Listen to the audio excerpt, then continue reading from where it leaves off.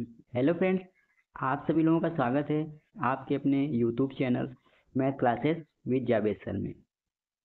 तो फ्रेंड्स, आज की वीडियो सेशन में हम कवर करने वाले हैं 12 सितंबर के मोस्ट इम्पोर्टेंट करंट अफेयर्स के क्वेश्चन को। डेली करंट अफेयर्स के मोस्ट इम्पोर्टेंट क्वेश्चन हम पर डे वीडियो में कवर करते हैं और इस वीडियो का पीडीएफ आपको हमारे टेलीग्राम चैनल पे मिल जाएगा। टेलीग्राम चैनल का लिंक वीडियो के डिस्क्रिप्शन में दे दिया गया है, वहाँ से आप इसे इजीली डाउनलोड कर सकते हैं। तो चलिए आज के सेशन को करते हैं स्टार्ट।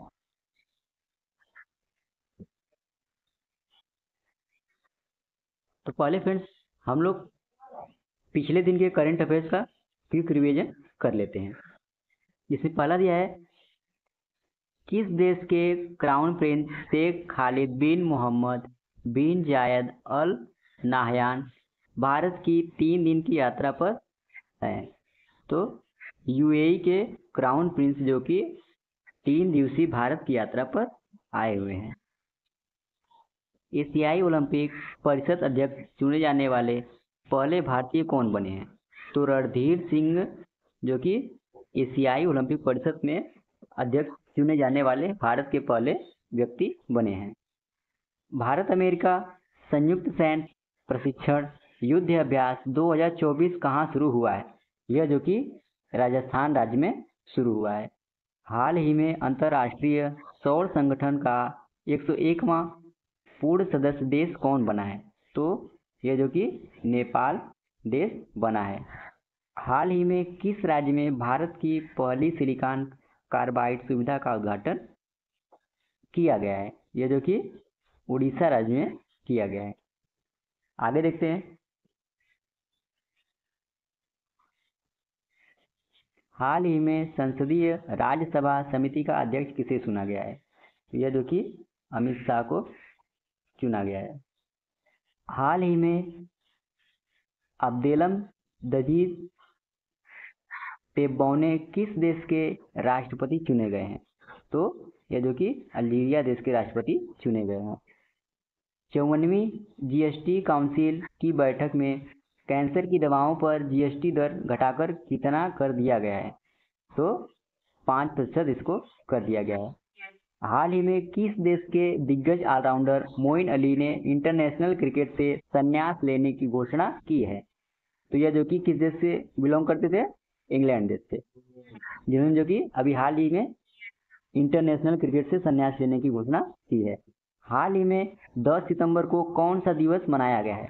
तो विश्व आत्महत्या रोकथाम दिवस जो कि 10 सितंबर को मनाया गया है। तो ये जो कि 11 सितंबर के करंट अफेयर्स का हम लोग क्विक रिवीजन कर लिए हैं। अब हम चलते हैं आज के करंट अफेयर्स को देखने। पहला है, हाल ही में कौन सा देश सोशल मीडिया पर बच्चों की सुरक्षा के लिए न्यूनतम आयु तय करने वाला कानून बनाएगा? इसका सही विकल्प हो जाएगा डी, यानी जो कि ऑस्ट्रेलिया देश जो कि सोशल मीडिया पर बच्चों की सुरक्षा के लिए न्यूनतम आयु तय करने का कानून बनाएगा। ऑस्ट्रेलिया सरकार ने घोषणा की है कि वह इस वर्ष के अंत तक बच्चों की सोशल मीडिया तक पहुंच को सीमित करने के लिए न्यूनतम आयु निर्धारित करने के लिए कानून बनाएगी। प्रधानमंत्री एंथनी एल्बानीज़ ने कहा कि सरकार जल्द ही बच्चों को सोशल मीडिया अकाउंट खोलने से रोकने के लिए आयु सत्यापन तकनीक का परीक्षण शुरू करेगा। तो ऑस्ट्रेलिया के द्वारा यह घोषणा आपको कैसा लगा कमेंट सेक्शन में जरूर बताएं। तो फ्रेंड्स, चलिए जो कि ऑस्ट्रेलिया से संबंधित कुछ करंट अफेयर्स को हम कवर कर लेते हैं। तो ऑस्ट्रेलिया में नाइट टू डिस्कनेक्ट कानून लागू होने वाला है। 6ठी भारत ऑस्ट्रेलिया समुद्री वार्ता कहाँ पर आयोजित हुई थी? यह कैनबरा में आयोजित हुई थी। ऑस्ट्रेलिया ने T20 क्रिकेट इतिहास में पावर प्ले में सबसे बड़ा टोटल बनाने का रिकॉर्ड बनाया है। ऑस्ट्रेलिया 2025 तक अंतर्राष्ट्रीय छात्र नामांकन की संख्या कितना तक सीमित करेगा? 2,70,000 तक। ऑस्ट्रेलिया के केविन विश्वविद्यालय ने गुजरात के गिफ्ट सिटी में अपना कैंपस स्थापित किया है। ऑस्ट्रेलिया ने विदेशी छात्रों के लिए विद्यार्थी वीजा $710 से बढ़ाकर कितना कर दिया है? $1,600 कर दिया है। ऑस्ट्रेलिया की राजधानी कहाँ है? कैनबरा है। यहाँ के वर्तमान प्रधानमंत्री कौन है? एंथनी एल्बाजीन। ऑस्ट्रेलिया की मुद्रा क्या है? Australian dollar. अगले प्रश्न पे चलते हैं। हाल ही में भारत सरकार ने किसके साथ असैन्य परमाणु ऊर्जा समझौते पर हस्ताक्षर किए हैं? इसका सही विकल्प हो जाएगा ए, यानी यूएई। तो भी हाल ही में भारत सरकार ने जो कि असैन्य परमाणु ऊर्जा के लिए यूएई के साथ हस्ताक्षर किए हैं।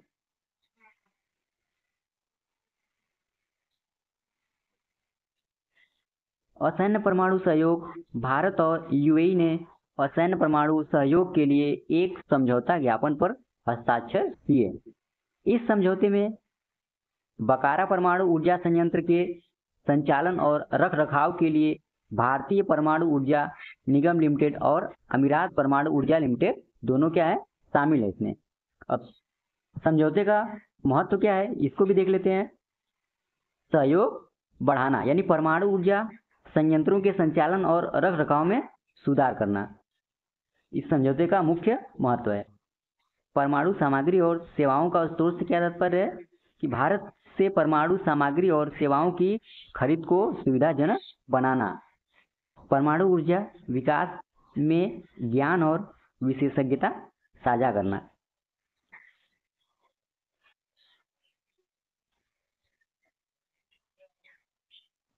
अब संयुक्त अरब अमीरात के कुछ करंट अफेयर्स को भी देख लेते हैं। अब इसकी राजधानी कहाँ है? Abu Dhabi. और संयुक्त अरब अमीरात के राष्ट्रपति कौन है? मोहम्मद बिन जायद अल नाहयान, जो कि अभी हाल ही में जो कि भारत 3 दिवसीय यात्रा पे आए हुए हैं। संयुक्त अरब अमीरात के जो कि वर्तमान प्रधानमंत्री कौन है? मोहम्मद बिन राशिद अल मखतूम। संयुक्त अरब अमीरात की मुद्रा क्या है? संयुक्त अरब अमीरात दिरहम। विश्व की पहली हवाई टैक्सी सेवा की शुरुआत कहाँ पर हुई है? दुबई में। अब प्रधानमंत्री नरेंद्र मोदी ने भारत मार्ट की आधारशिला कहाँ पर रखी है? दुबई में रखी है। पीएम मोदी ने 14 फरवरी 2024 को संयुक्त अरब अमीरात यूएई की राजधानी अबू धाबी में पत्थर से बने पहले हिंदू मंदिर का उद्घाटन किया था। अब चलिए अगले प्रश्न पे आ जाते हैं।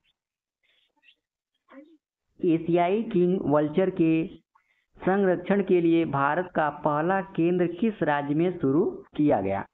इसका सही विकल्प हो जाएगा बी, यानी उत्तर प्रदेश, जो कि राज्य में एशियाई किंग वल्चर के संरक्षण के लिए भारत का पहला केंद्र राज्य बना है।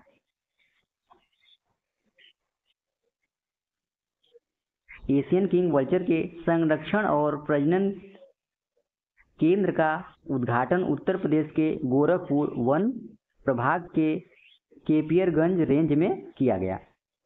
अब इसका उद्घाटन किसके द्वारा किया गया? इसका उद्घाटन जो कि उत्तर प्रदेश के मुख्यमंत्री योगी आदित्यनाथ के द्वारा किया गया। इसमें कुल कितना लागत लगा था? तो गोरखपुर के इस केंद्र को लगभग जो कि 2.80 करोड़ की लागत से तैयार किया गया है। अब उत्तर प्रदेश संबंधित कुछ जो कि करंट अफेयर्स को भी कवर कर लेते हैं। अब उत्तर प्रदेश की स्थापना कब हुई है? 14 जनवरी 1950 ईस्वी में जो कि उत्तर प्रदेश की स्थापना हुई थी। उत्तर प्रदेश की राजधानी कहाँ है? लखनऊ है। उत्तर प्रदेश के वर्तमान मुख्यमंत्री कौन है? योगी आदित्यनाथ। उत्तर प्रदेश के वर्तमान राज्यपाल कौन है? आनंदीबेन पटेल। उत्तर प्रदेश का राजकीय पशु क्या है? बारहसिंगा। उत्तर प्रदेश की राष्ट्रीय पक्षी क्या है?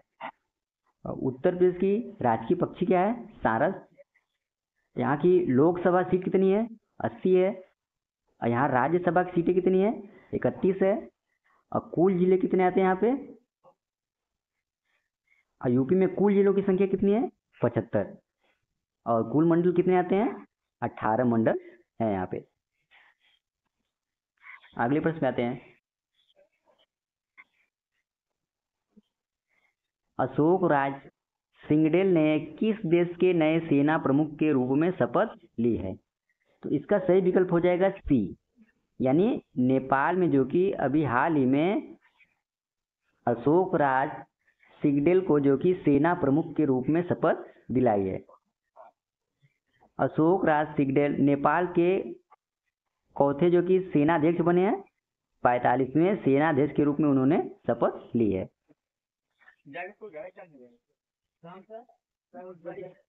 नेपाल अंतर्राष्ट्रीय सौर गठबंधन का पूर्ण सदस्य बनने वाला 101वां देश बना है। अब नेपाल की स्थापना कब हुई है? नेपाल की स्थापना 25 सितंबर 1768 ईस्वी में हुई है। यहाँ की वर्तमान राजधानी कहाँ है? काठमांडू है। यहाँ के वर्तमान राष्ट्रपति कौन है? रामचंद्र पौडेल। और यहाँ के वर्तमान प्रधानमंत्री कौन है? केपी शर्मा ओली। यहाँ की मुद्रा की बात की जाए तो यहाँ की मुद्रा क्या है? रुपया है। अगले प्रश्न पे आते हैं।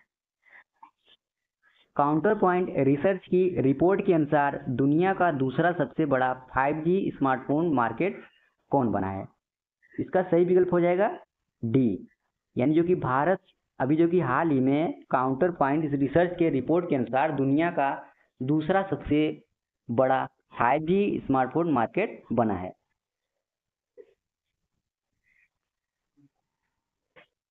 भारत ने 2024 की पहली छमाही में 5G स्मार्टफोन बाजार में अमेरिका को पीछे छोड़ दिया। काउंटर पॉइंट रिसर्च की रिपोर्ट के अनुसार शाओमी, वीवो, सैमसंग जैसे ब्रांड की सस्ती फ़ोन की वजह से भारत चीन के बाद दूसरा सबसे बड़ा 5G स्मार्टफोन मार्केट बन गया है। इनके पदक्रम को भी देख लेते हैं। पहले स्थान पर कौन है? चीन। तो चीन 32% बाजार हिस्सेदारी के साथ अपना नेतृत्व बनाए हुए है। दूसरे स्थान पर कौन है? भारत है। भारत 13% की महत्वपूर्ण हिस्सेदारी हासिल करके दूसरे स्थान पर पहुंच गया है। संयुक्त राज्य अमेरिका तीसरे स्थान पर चला गया है, जिसके पास बाजार का जो कि 10% हिस्सा है। अगले प्रश्न में चलते हैं। हाल ही में संयुक्त राष्ट्र महासंघ का 79वां सत्र कहाँ शुरू हुआ है? इसका सही विकल्प हो जाएगा ए, यानी न्यूयॉर्क में जो कि इसका सत्र शुरू हुआ है। अब इसमें जो कि भारत की तरफ से कौन शामिल हुए हैं?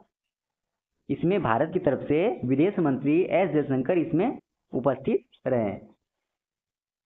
अगले प्रश्न पे आते हैं।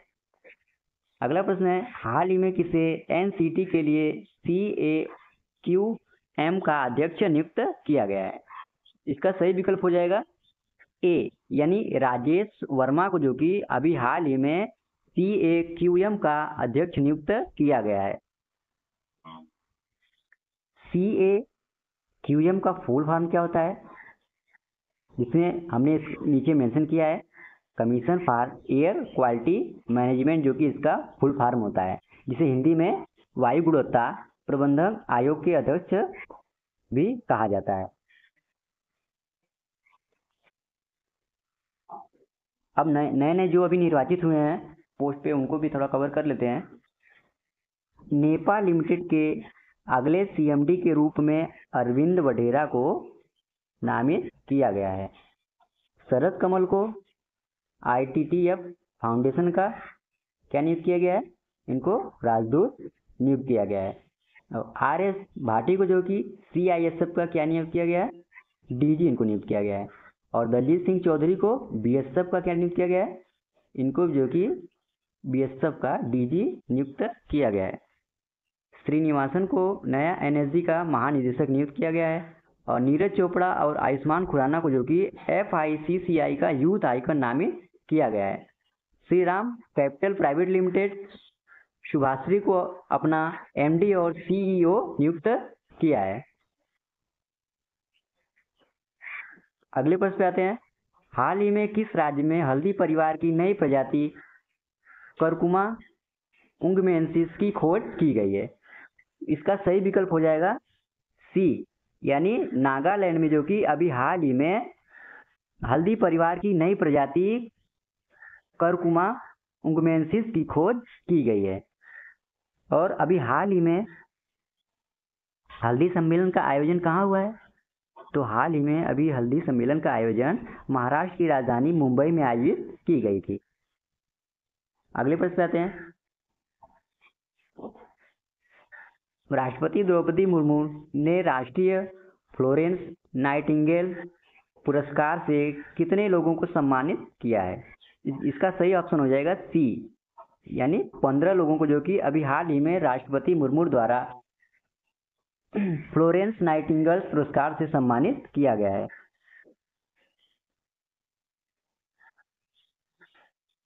राष्ट्रपति द्रौपदी मुर्मू ने राष्ट्रीय भवन में आयोजित एक समारोह में नर्सिंग पेशेवरों को वर्ष 2024 के लिए राष्ट्रीय फ्लोरेंस नाइटिंगेल पुरस्कार से सम्मानित किया है। इस बार यह अवार्ड 15 नर्सों को कर्तव्य और सेवा के प्रति उनकी प्रतिबद्धता के लिए उनको सम्मानित किया गया है। यह अवार्ड भारत सरकार के स्वास्थ्य और परिवार कल्याण मंत्रालय द्वारा कब से इसको लागू किया गया था? 1973 ईस्वी से इसकी शुरुआत की गई थी। अगले प्रश्न में आते हैं। हाल ही में राष्ट्रीय वन शहीद दिवस कब मनाया गया है? इसका सही विकल्प हो जाएगा डी, यानी 11 सितंबर को, जो कि अभी हाल ही में राष्ट्रीय वन शहीद दिवस के रूप में मनाया गया है। अब भारत में हर साल 11 सितंबर को राष्ट्रीय वन शहीद दिवस के रूप में मनाया जाता है। यह दिन उन बहादुर वन कर्मियों और पर्यावरण संरक्षकों की याद में मनाया जाता है जिन्होंने भारत के वन और वन्य जीवों की रक्षा करते हुए अपने प्राण की आहुति दी है। तो उन्हीं की याद में, जो कि हर वर्ष 11 सितंबर को राष्ट्रीय वन शहीद दिवस के रूप में मनाया जाता है।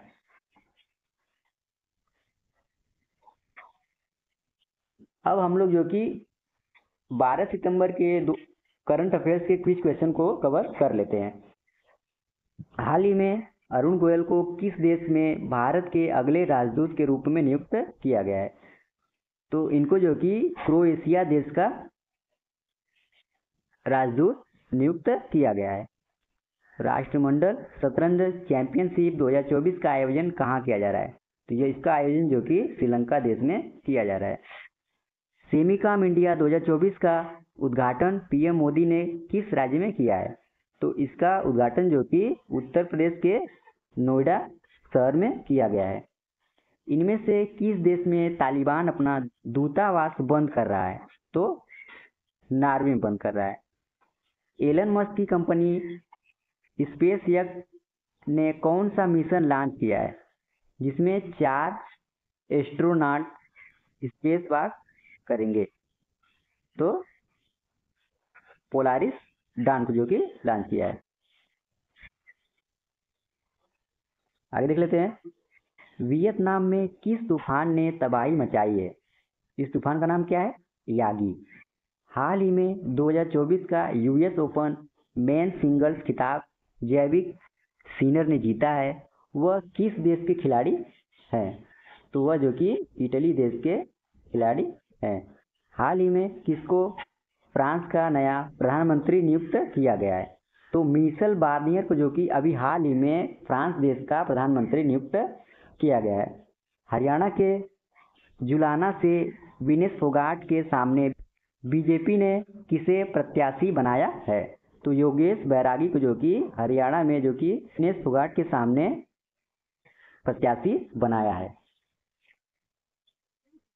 तो फ्रेंड्स, इसी के साथ ही आज का हमारा ये करेंट अफेयर्स का सेशन समाप्त हुआ। आशा करते हैं आपको आज का सेशन अच्छा लगा होगा और इस वीडियो का पीडीएफ आपको हमारे Telegram channel math classes with Javed sir पे मिल जाएगा। टेलीग्राम चैनल का लिंक वीडियो के डिस्क्रिप्शन में दे दिया गया है, वहाँ से आप इसे इजीली डाउनलोड कर सकते हैं। तो आज के लिए इतना ही। जय हिंद, वंदे मातरम।